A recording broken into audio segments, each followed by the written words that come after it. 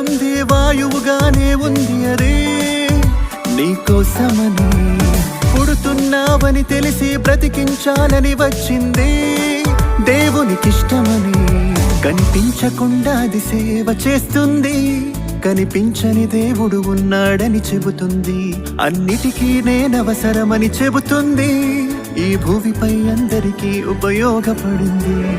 దేవుడు చెప్పక సంద్రం పాయలు చేసింది, యేసు మాటకు మిక్కిలి నిమ్మళమైపోయింది.